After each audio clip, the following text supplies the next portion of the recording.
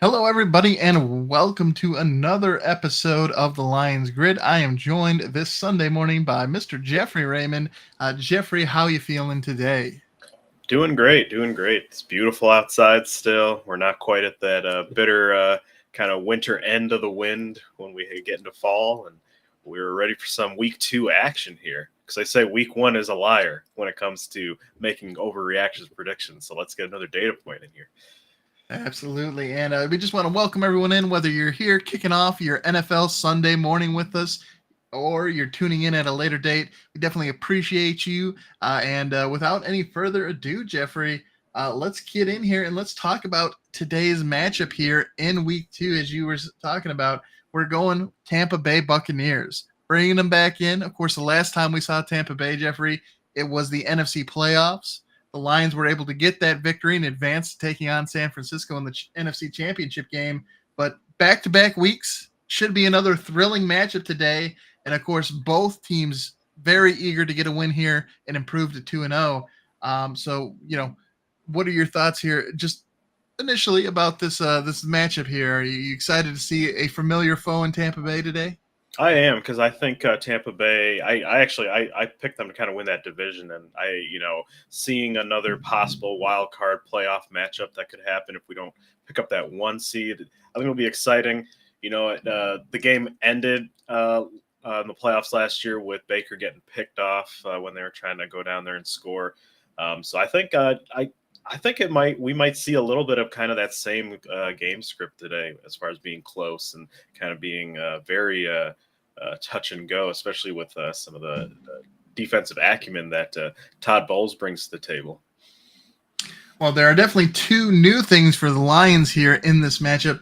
One of those being DJ Reader. He's going to be making his debut today for the Lions, so we'll see how that impacts the front seven. And then Carlton Davis, of course, who was signed in the offseason, he's going up against his former squad. So the secondary for Tampa Bay through week 1 was definitely a concern. Their defense is also beaten up. So it's going to be interesting to see how things play out. And with that in mind, we'll go ahead and we'll take a look at the key matchups for this game today at Ford Field, Jeffrey.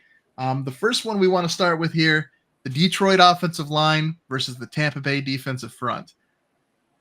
Jeffrey, you may recall that years ago at Michigan State, I can talk about this now. It's been enough time. It's kind of scary. We've been gone from the university that long. But I was a student tutor for the athletes, and my boy Will Golston, who is on that Tampa Bay Buccaneers defensive line, was one of my students. So a little bit of a humble brag there, I suppose. But yeah, he's a lifer there for Tampa Bay. Yeah, in their entire career. It's been great to see him have success there. And I mean, he hasn't been like stellar. Like I don't think he's a Hall of Famer, but he's definitely been a solid contributor to that team. Definitely a part of their Super Bowl win and everything like that. So, at the end of the day, when he does hang up his pads, I think he should be, pretty happy with the career he was able to have. Yeah, he's down been there in Tampa Bay. He's been a solid rotational player for them for sure. He's not like making you pop your eyes out when you look at his stats or anything like that. In fact, there were. He was pretty highly touted coming out of Michigan State as far as him being like super athletic with how big he was, but he didn't quite build up to some of that high expectations. But he put a decent career going on down there. Well, there is another Tampa Bay Buccaneer on a similar sort of arc coming into their second season, and that's Kalijah Cansey, the defensive tackle in his second year out of Pitt.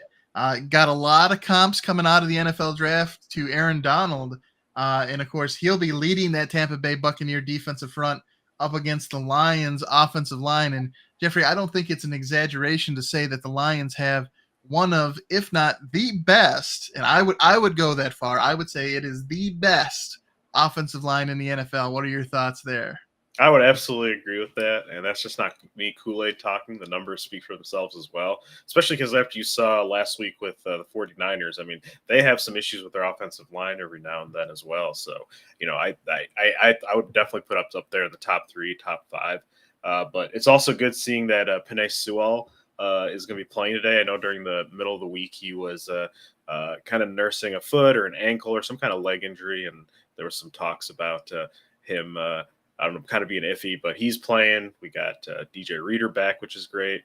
JMO has been he's had an ankle issue, kind of speaking on the injury front here, but Mhm. he's ready to suit up. But yeah, overall, it's good having the best left tackle in the NFL ready to go. Absolutely. And it's going to be, it leads us to our next topic here, Jeffrey, which is the Detroit running backs versus that Tampa Bay run defense. And we saw it in overtime against the Rams, what having the best offensive line can do with a running back like David Montgomery. You can take over a game and just shove it down the throats of your opponent, which is what happened. So here today, you have both Gibbs and Montgomery going up against the Bucks run defense. What are your thoughts here? Do you think we're going to see a similar narrative where that offensive line takes over and those two running backs can feast? Yeah, I do. I think they have like a very specific plan with the run game with as far as like splitting them. I mean, it was basically like 51-49 split with them last week, and I think they're going to continue to do that because it's so hard to prepare for both kinds of backs, really. Mm-hmm. And your defense is going to be tired by the end of the game, regardless of if you're chasing a guy who's super fast or trying to take down a bowling ball. But yeah, I think we're going to see kind of the same kind of split that we saw last week, and what we have seen the past like couple seasons here.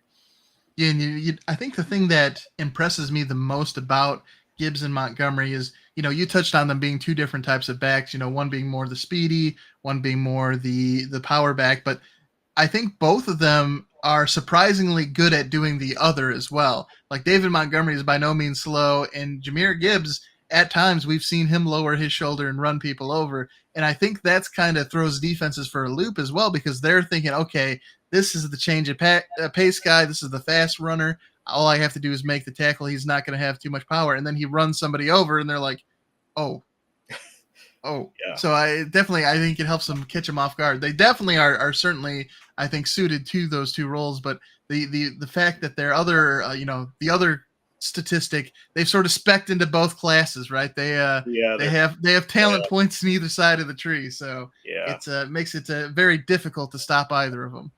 Which it's nice too because their usage is not as high. They're not getting like 40-50 carries like a game kind of thing.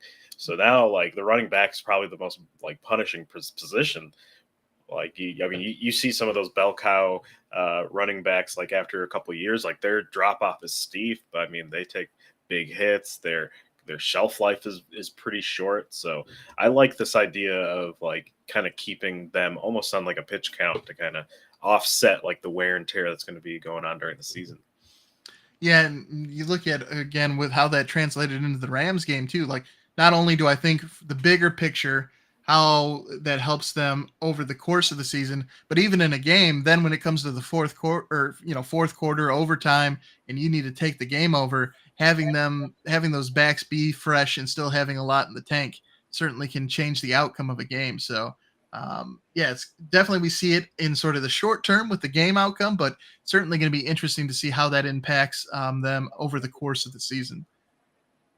Now, speaking of having difficulty stopping someone, uh, Todd Bowles and Jared Goff, if you look at, so Todd Bowles came to Tampa Bay in 2019. In the 4 games that Jared Goff has played against him since he made his head coaching debut, or sorry, yeah, no, he wasn't his head coaching debut. He was first underneath Bruce Arians as the defensive coordinator. But since he came to Tampa Bay, Jared Goff has averaged 383 passing yards against the Todd Bowles-led defense, and that's the most out of 15 QBs in the NFL over that time that have 3+ starts against the Bucks, and that includes people, Jeffrey, like Patrick Mahomes, Matt Ryan, and Dak Prescott. So, what are your thoughts here, Jeffrey? Do you think we're gonna see another impressive performance from Jared Goff against this Todd Bowles defense? Yes, I do. At least I hope so. At least not look so rusty. I know he didn't play in the preseason, so the first game back, I saw kind of like a bit of the middling Jared Goff that we could get, a little bit getting off balance, throwing that pick early that I feel like he could kind of came out there and was clean. But um, this Bucs secondary has a lot of injuries in it. So we could be looking at Jared Goff feasting on some backup secondary units out there. Certainly could be a good day for him and the Lions wide receivers. So we'll see how that plays out. And hi, Joe. We see you there in the comments. JCHWTV. Thanks for tuning in, and we appreciate you. So, Jeffrey, taking a look at the flip side of that, obviously, we just talked about the Lions offense passing attack against the Bucs secondary. What about the Bucs passing attack against the Lions secondary? Baker Mayfield, quiet. Well, I shouldn't say quietly, but I guess surprisingly had one of the better passing days last week against the Commanders. They got that 37-20 win. Mayfield went 24 of 30. He threw for 289 yards with 4 touchdowns and no interceptions. He had a passer rating of 146.4. All that translates to he had himself a week against the Commanders. So I guess here in week 2, we're going to see, was that just is that a symptom of them playing the Commanders? Are just the Commanders' pass defense that bad? Or is Baker Mayfield and this Buccaneers passing offense, are they that good?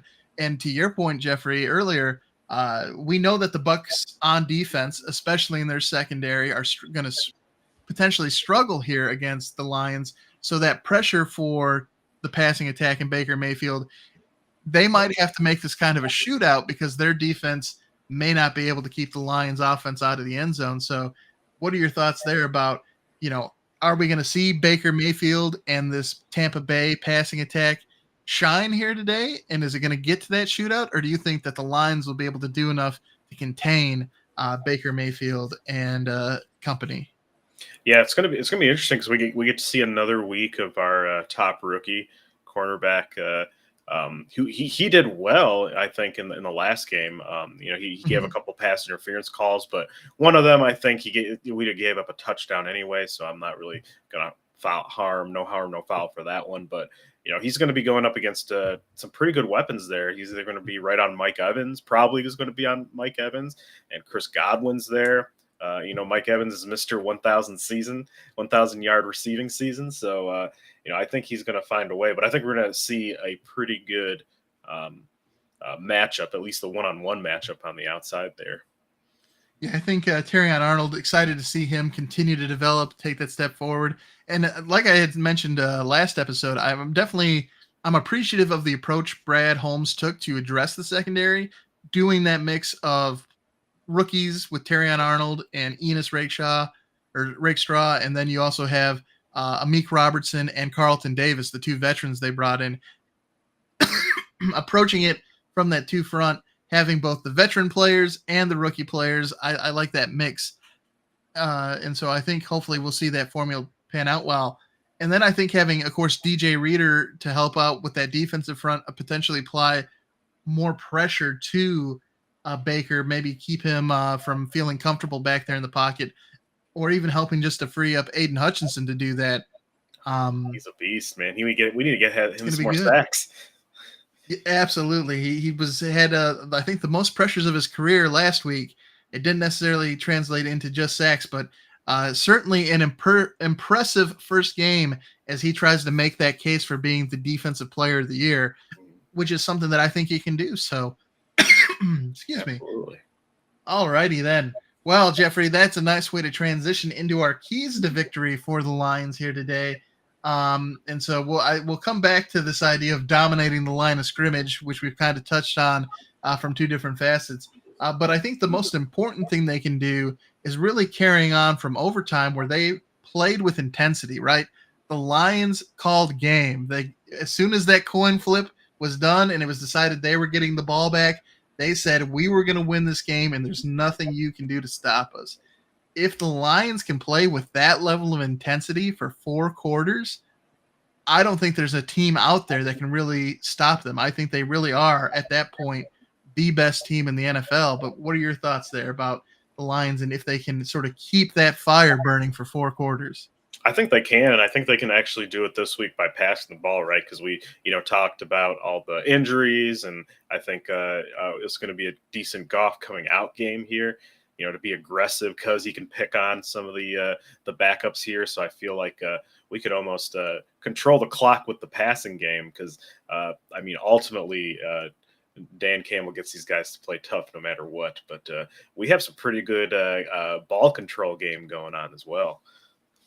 Yep, and two things that help with that ball control and that toughness is that line of scrimmage, right? The trenches. It's you hear it all the time when you have those old school football minds. They're like the game is won and lost in the trenches. Yeah. So I think it's certainly going to be key here. Number one, it helps open up the running lanes. It helps keep Jared Goff upright and happy. And then on the flip side, of course, it is what can help limit that passing attack for the Buccaneers. It's what can help limit their time of possession. So whether it's the Lions offensive front or that defensive front, that line of scrimmage, being able to dominate that, certainly a key here to the Lions' success. All right. And then, as mentioned, if you're limiting the time of possession of your opponent and you're taking the ball yourself, the other big key there, controlling the clock, Jeffrey.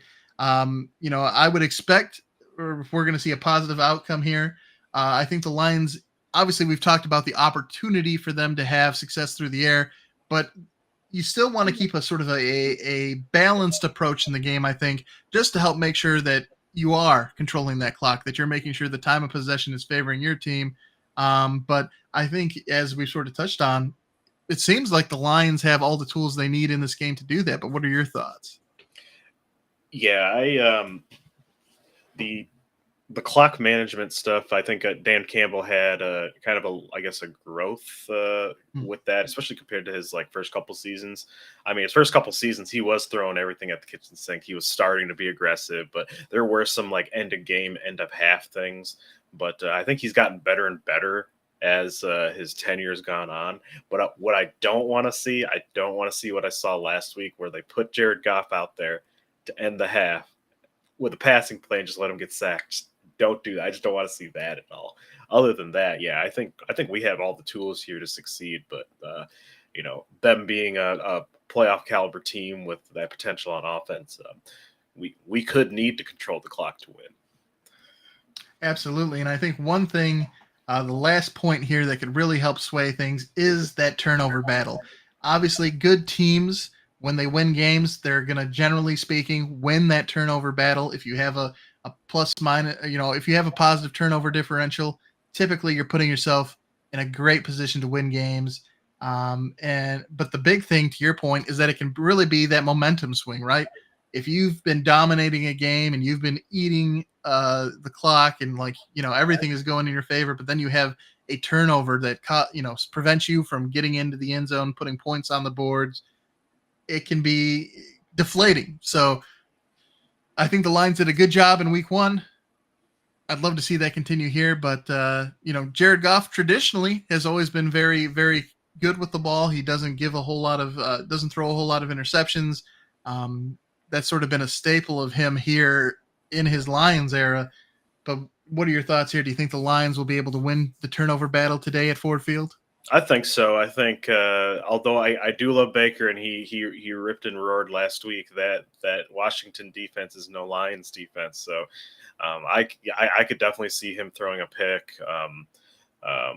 He doesn't fumble the ball very much, so I could see our playmakers in the secondary getting at least an interception off of Baker Mayfield today. Well, certainly, and would love to see it. Again, the defense, I think those plays like that just help get the momentum on our side. And again, as we were talking about earlier with the key to victory, that intensity, if we can build early momentum in the game and get that intensity high, serves us well. And also, I think the thing that I'll be looking at the closest when it comes to sort of our effort and intensity is it feels like we start off just like last season. We start off games rather hot, and then we kind of cool off a little bit in that third quarter and then pick it back up in the fourth quarter. I kind of want to see that sort of – I want to see it build to a crescendo, right? I don't want to see us have to go down and then come back up. I just want that solid energy throughout the entire game with it sort of building to that win. I think that's really what the best teams in the league can do. And so hopefully we'll see the Lions do that today against Tampa Bay. So those are our keys to the game, Jeffrey. Now we're going to be introducing. So this segment, this next one, has sort of gone over some different names throughout our time here on the Lions Grid. Buy or sell, would you rather? We're workshopping a new version of it, and we're going roaring or boring, Jeffrey. Does this have you roaring, or do you find it boring? The first statement I have for you here, Jeffrey, is about JMO, Mr. Jameson Williams. He is currently I want to say he's like number 4 in the top 5 in terms of receiving yards in the NFL after week 1. So the first statement I present to you for evaluation is Jameson Williams will lead the league in receiving yards this year. Is that roaring to you, or do you think, nah, I'm going to pass on that one? I'm going to have to take the field. I'm going to say boring. I love J-Mo, and I love the potential, and I am a Kool-Aid drinker habitually, but it is very hard. There's a lot of good receivers out there, and I think, after a long NFL season, I got to take the field. I got to take the field. Yeah, there's 17 weeks left. I think also seeing him pop up on the injury report this week after having his first 100-yard receiving game. Right now, I'm also with you. I'm going to have to go with boring. I don't think it's really a chance that it'll happen. But talk to me in a couple of weeks if he can post consecutive 100-yard receiving games. Then we can talk. And certainly, as we've been talking about here in this game, as it pertains to Tampa Bay, certainly an opportunity for him to feast against a secondary that is weakened. So he may, we'll potentially talk about this next week after 2 back-to-back 100-yard receiving games, or if he somehow finds himself atop the leaderboard, we can revisit. But please prove me wrong, JMO.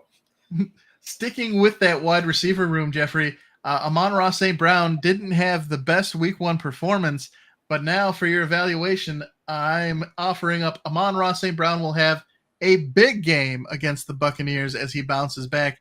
It is worth noting before you give us your evaluation about whether it's roaring or boring that PFF, Pro Football Focus, does have him rated as he has the highest rated matchup against an opponent. So he's meaning that he has the best potential against the secondary he's going up against to have a big game. So if that sways you in your evaluation, I just wanted to let you know what PFF is saying about it. The numbers are in his favor.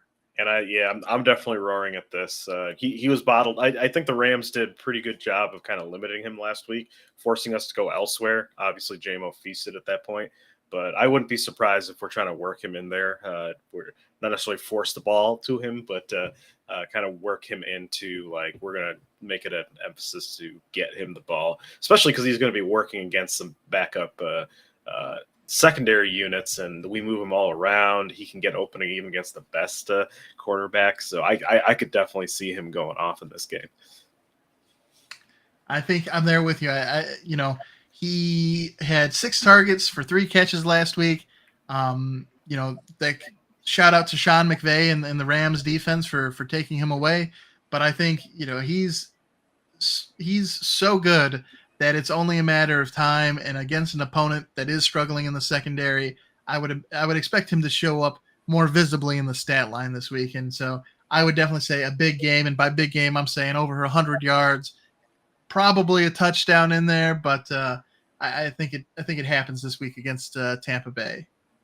Now, obviously, if J-Mo and Amon-Ra St. Brown are having big days, that means Jared Goff should also have a pretty big day.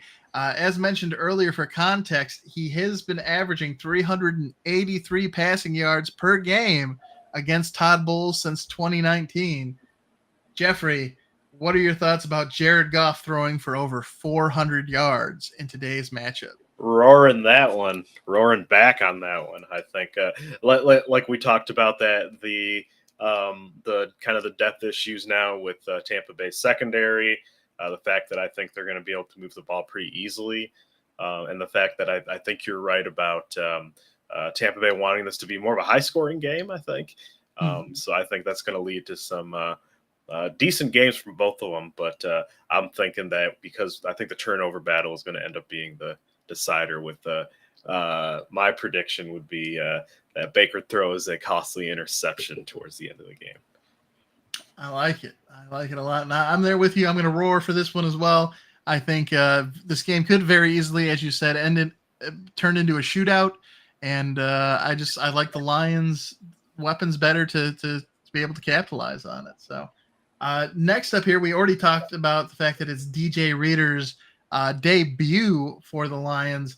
But the statement here is that DJ Reader will help transform this Lions defense, sort of help them go Super Saiyan 2, if you will, Jeffrey. What are your thoughts there about that? Do you find that roaring or boring?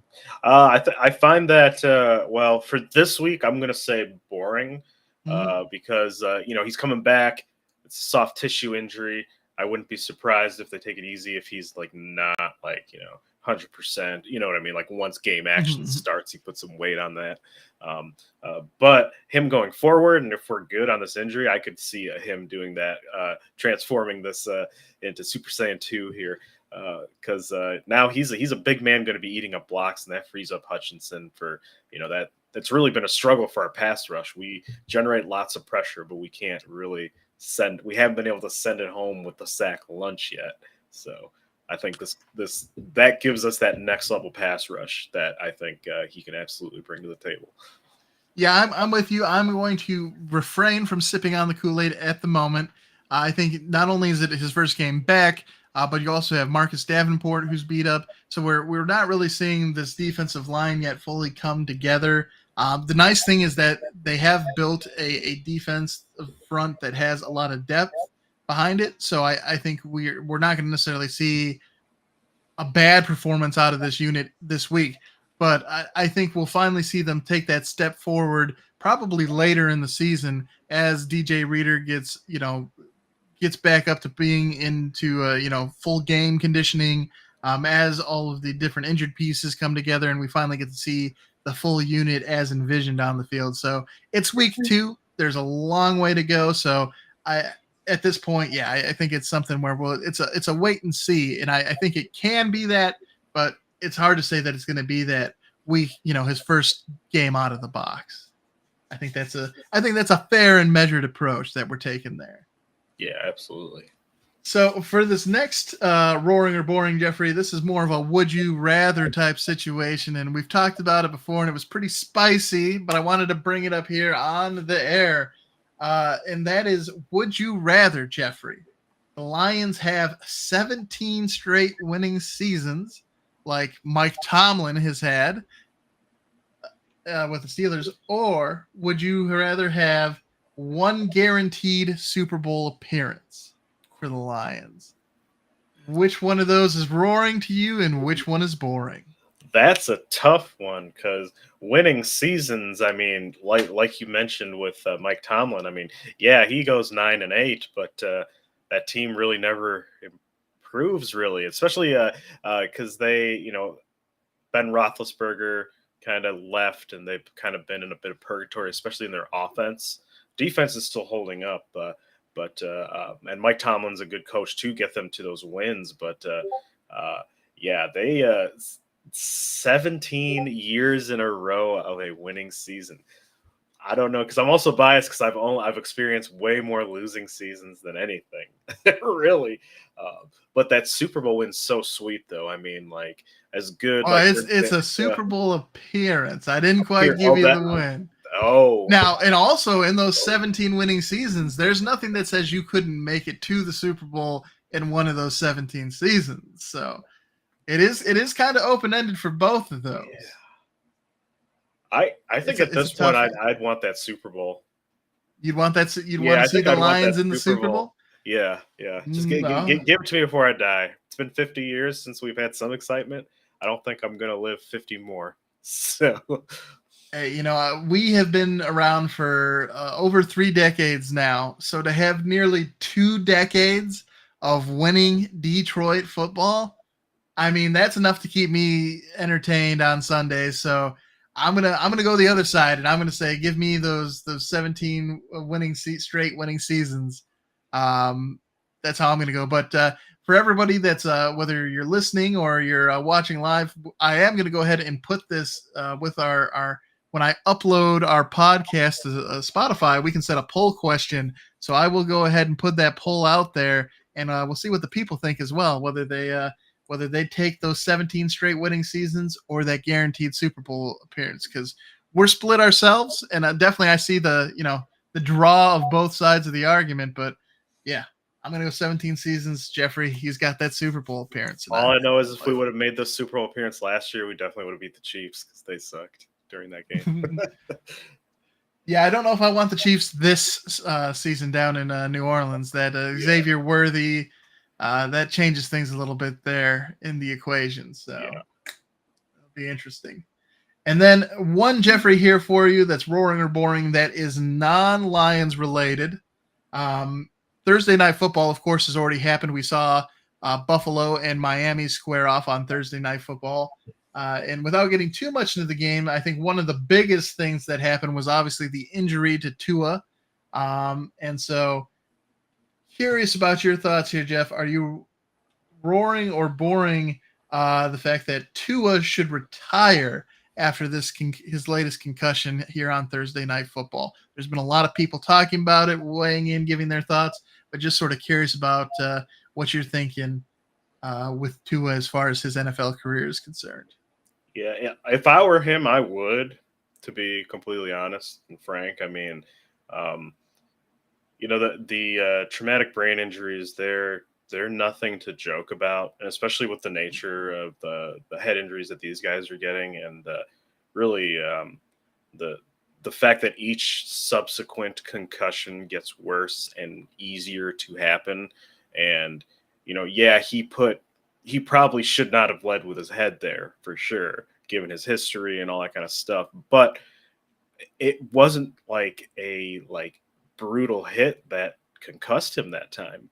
Mm-hmm. I mean, if he just kind of ran into DeMar Hamlin's chest right there, then if it's happening that easily and you're getting the fencing kind of look with your fingers kind of curling up there with just that not that violent of a hit. I mean, man, you got to think about your long-term your long-term quality of life, especially because he's made $93 million, I think, total in his career. That's a lot of money, right? So I feel like you retire, you kind of just keep that quality of life going because he's still young too. So that's what I would do if I was him.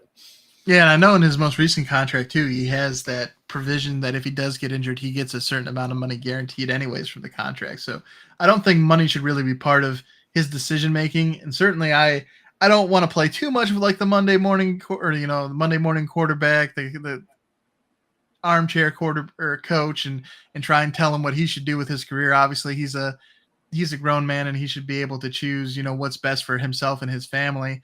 And I certainly get it. It's hard as a football player to, especially in his case, people, professional athletes like him that have been preparing their whole life for this to be the thing they do. This is their identity. To suddenly be okay, well, I'm not going to be that anymore is difficult. And certainly to your point about him sliding headfirst, it's hard to change your sort of play style when you've been playing that way your whole career. So I get it. Why he wasn't wearing one of those new Halo, those covers for their helmets when that's an option for him, and that could have potentially helped out in the situation. Certainly. I mean, look, hindsight's 2020, right? If he knew he was going to step out onto that field and he was going to get hurt like this, there's certainly a bunch of things that he could have potentially done to try and mitigate that. But I think it's part of the risk of playing really any sport, but in particular football, where these types of injuries can happen. So, I think it's regardless of what happens, it's definitely sad to see. And whether he comes back and he tries to give it another go, or if he does hang it up, I think right now the Miami Dolphins are a better team when he's healthy and out there and is able to throw to Hill and Waddle, and it's an exciting offense to watch with Mike McDaniels and him at the helm when they're at their best. So from that perspective, from just a fan perspective, getting to see that, it certainly is going to be disappointing if he does call it a career. But at the same time, like I totally get it. To your point, like you don't. It's just a game. You're going to be. I think the head coach for the Raiders, Pierce, said it best when he said that you're going to be. Your football career is only so long. You're going to be not a football player for a lot longer than you are a football player, ideally. So, you don't want to put your future health at risk. So, however it goes, definitely thoughts and prayers, all that good stuff going to Tua. Hopefully he gets healthy here, and then leave it to him, his family, his support network to figure out what he does next. But I would definitely consider it. I mean, I after he's had multiple instances like that where he's had the finger curling, and after the first time it happened, I've never seen anyone get a concussion and have that happen before. So that would have, for me, that would have been the bar where I would have been considering retirement. But again, I'm not a NFL quarterback, and I haven't invested all the things that. Oh man, if I was out there and one of these guys pushed me down, they just retire me, man. If I get hit once, it's over. If I had to take off and start running, I would automatically tear my ACL. So I mean, I can't really put myself fully in that position. We're two different creatures. But then just to help lighten the mood a little bit, obviously that's a bit of a heavy topic. I can see JCHW TV putting in there for fantasy football, Campbell's Soup. That happens to be my fantasy football team in the league. Did take down Joe, the Del Monte, in week 1 in fantasy football. It was a good match, Joe, but thankfully my fantasy team pulled it out. Jeffrey, how's your fantasy team? How many teams are you rocking this season in fantasy football? 2 of them. My main one, the one I'm in with you all since I've been since 2008, and then I do some with some folks in my neighborhood. First week in our league, the Gridiron, not so great. I do have a Dak Prescott and CeeDee Lamb stack, but CeeDee Lamb just kind of got in right before the season started, and I think they couldn't produce as much as I think their potential. So dropped that first game, but I'm still pretty confident going in. The other league, 1-0, destroyed the guy. Brandon Cooks stole your touchdown pass there. That's rough. He did. Yeah, I think this year I've actually ballooned up to 5 fantasy football teams that I'm currently watching. So this is my most active season of fantasy football, I think, since way back in like 2012 when I was like writing for The Huddle, which is a fantasy football publication. So it's something. I don't know. Plus, you're in fantasy hockey too. Do you do any other fantasy sports? I've done baseball in the past, and I have done basketball too, but I'm not currently doing those, and not looking to expand either. There's there's a lot of games in there. Hockey is going to be interesting. It's my first time doing that in a while, and there's the games going on too. So it's at least with football, just one game per week. I can handle that. That's doable. But speaking of games, Jeffrey, we're coming into our new segment here. A suggestion from you, give you credit where credit is due. The lock of the week. So it's where both of us here have picked a matchup from this upcoming NFL week that is a score or less in terms of the betting odds. So, Jeffrey, I will turn it over to you to introduce your lock of the week here. Who you got? Yeah. So the idea behind this is that we kind of I know we do the pick'em, and we typically both pick the Lions because we're both homers and Kool-Aidaholics. So I think this might be a decent little competition can have going on the side here. We limited what the teams we could choose that are based on kind of the point spread and who's favored. We can only choose teams from games where it's only a less than one score game or a one score game. So it's not like we're like I predict that the Chiefs will destroy the Panthers and I'm going to get my free win for the week. It puts a little more higher stakes on, especially at least what Vegas thinks that the kind of who's the favorite and who's the underdog. But my pick of the week this week, the Chiefs are favored to beat the Bengals by 6.5 points.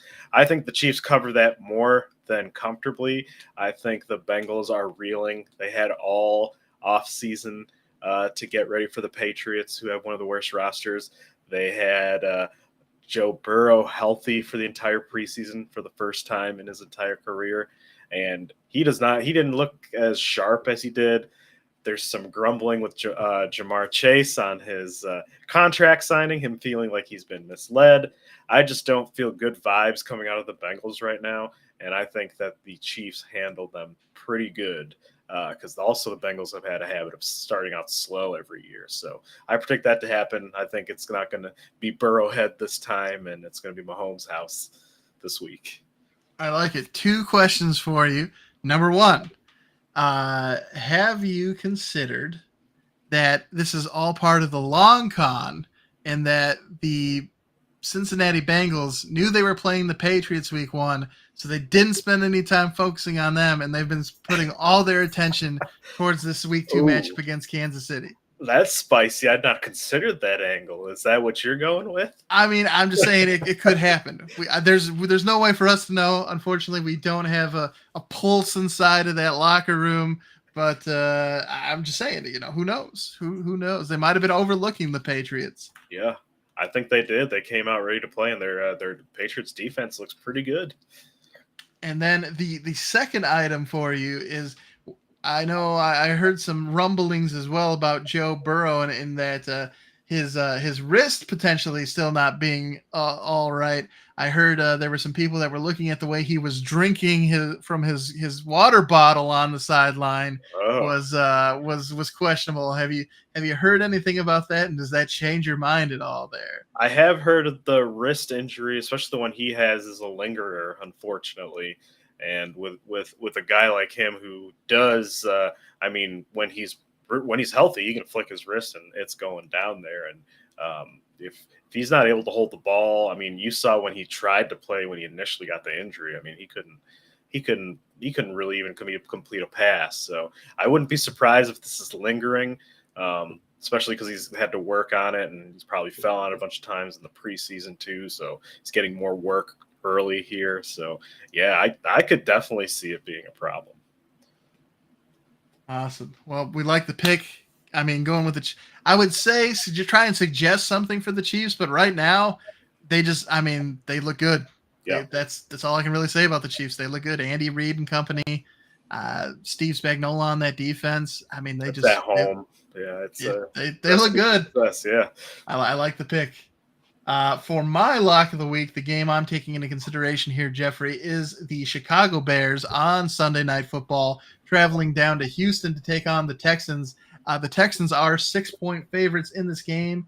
And for Caleb Williams, this is his second game with the Bears. And it's the second week back-to-back. Last week, he took on the Tennessee Titans. And, of course, they have Will Levis as their starting quarterback, who was drafted last season. And then now they're taking on Houston, who has C.J. Stroud, who was the number 2 pick last season. So you have this year's first round or number 1 pick going up against last year's number 2 pick. But in this game, I think I'm surprised Houston is only favored by 6 points. Chicago's defense looked good against the Titans, but they're the Titans. All right. Houston's offense, the way I don't know how you stop this offense. C.J. Stroud with Nico Collins, Stephon Diggs, Tank Dell, Dalton Schultz, having Joe Mixon running the ball now. Like, if Damian Pierce ever figures it out, they've got a really good young running back. It's going to be hefty challenge there for the Bears.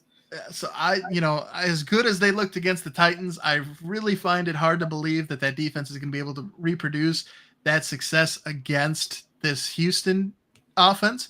But we'll see. This will be a good measuring stick to see how good that Chicago defense actually is. And then when you take a look at Caleb Williams in that offense, despite investing quite heavily in the talent around him at the skill position, you saw some struggles from Caleb Williams in his debut. And we were talking a little bit earlier, Jeffrey, before the show kicked off.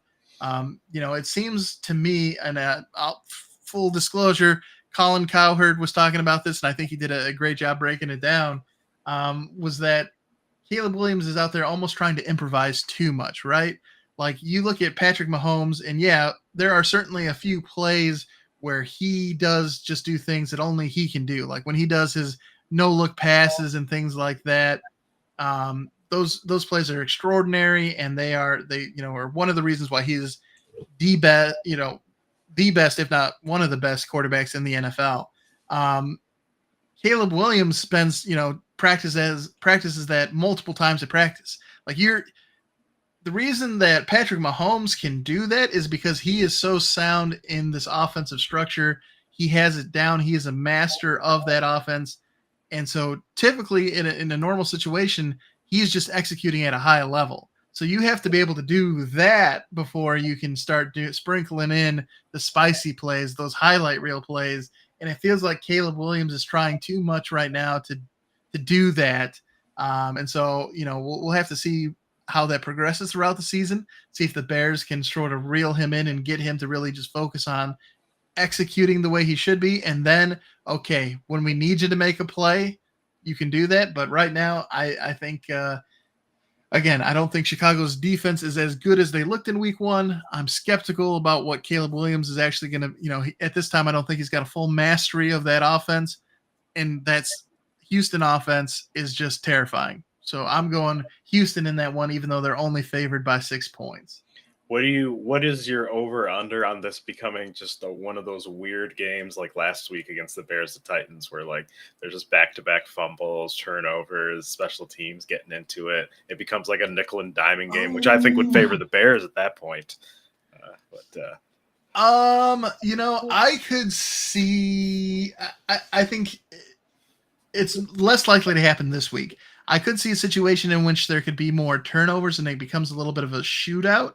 And those being like interceptions, just like CJ Stroud trying to stretch the field and like a corner making a play or something like that.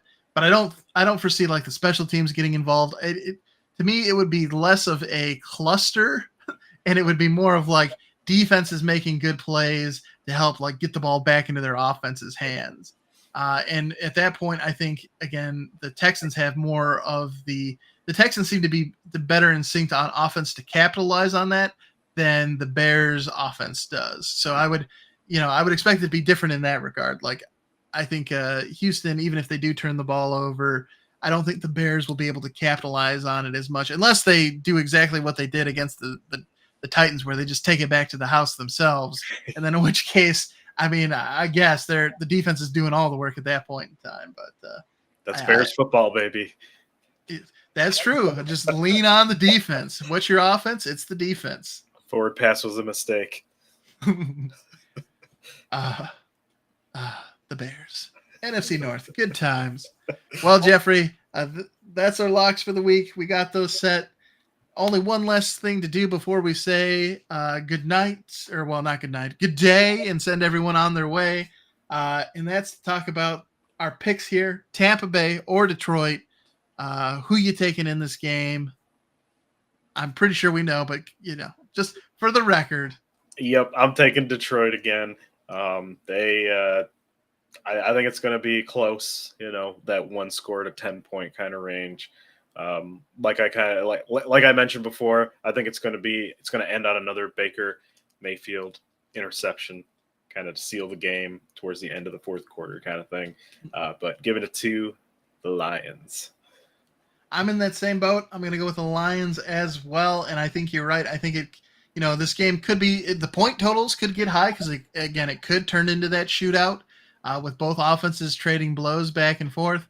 I'm hoping, again, I would love to say that even if the Lions defense is giving up some plays to Mike Evans and Chris Godwin and Baker, I like that idea of them ultimately stepping up and making a play in the fourth quarter to help clinch the win for the Lions. I like that story quite a bit and would love to see it. But, I think just like the Rams last week, the Lions are no longer, I think, a surprise to the rest of the league, right? They're going to get teams' best shot every time they're going up against them each week. So, and at that point in time, I expect the Lions to be able to hold on and win those games because they're a seasoned group. This is the third year with a lot of people coming back. Obviously, the head coach, the defensive coordinator, offensive coordinator have all stayed consistent. So that consistency, like the difference between the Lions and some of the other teams, yes, there are some young pieces on this Lions team, but like this core now is starting to become like a veteran core of these players playing together. And so with that in mind, I expect them to use that maturity, to use that experience that they have now. And we've talked about the biggest thing that I've always looked at for this Lions team that has sort of ended or sort of signaled the end of the same old Lions era is their ability to capitalize on opportunities. And so this is a chance against a team that you are likely to see in the playoffs, sort of leading the way for the NFC South. It's a chance for you to come out here and get a big win against them. And I think the Lions can get it done. And it doesn't hurt that it's at Ford Field again. Yeah, absolutely. We're going to be rocking. Our home field advantage is a thing because our fan base is just ready for this. We've been waiting so many years to be good, and we're good. Absolutely. And I mean, if you have to start out a season against two teams that were in the playoffs last season, getting both of those teams at home is definitely, I think, definitely the way to do it. It makes it a little bit easier to stomach in that case because at least you get the home field advantage. So should be, I think, a very exciting game, close game as we've both talked about. And I'm not sure which would you prefer? Would you prefer that like the shootout where the scores get elevated? I'm not sure if you have any lines in fantasy football or Bucks, because if that's the case, that might help swing your decision. But would you prefer to see a shootout, or would you prefer to see more of a measured score game where the Lions keep the edge? Well, I for fantasy football biases, I do have JMO. He is my He is my wide receiver too, so I'm hoping it kind of back-to-back 100-yard games. Let's do it. So I'm kind of hoping he has that dog in him today to try to get that leading in those categories. But I love offensive football, so if I get to see some high points, some fluid offense, I love it. But I'm a football junkie too. If I'm getting like a chess match on defense, I love it all. But actually, you know what? I want the Lions to blow them out. That would be the preferred thing. That'd be the preferred option. That would be the preferred thing. If it's done by the third quarter, it's good. I'm just eating nachos. I'm just, we're good. There's no stress involved. We're just rolling to the end. David Montgomery handed off a few times. Call her good.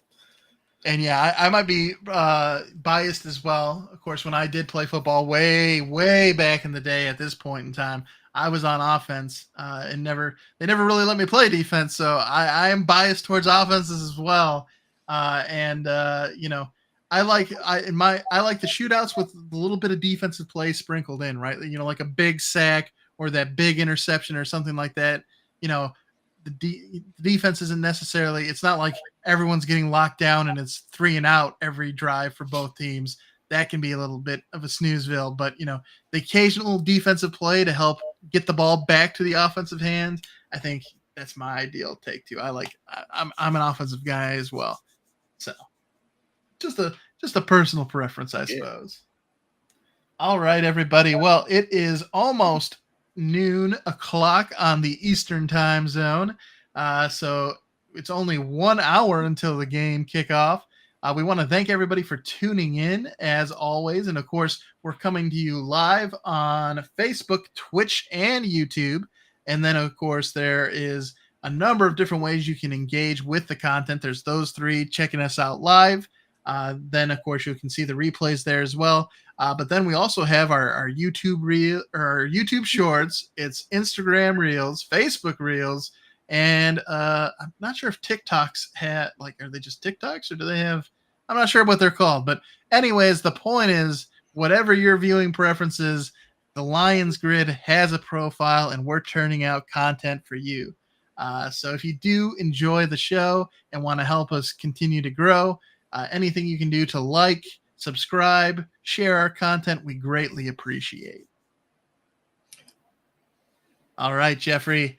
Well, it's been a good Sunday morning. I think we gave a good breakdown here. All that's left to do is end the show with those last couple of words. Go Lions. Go Lions. All right, Have a great everybody. week, everybody.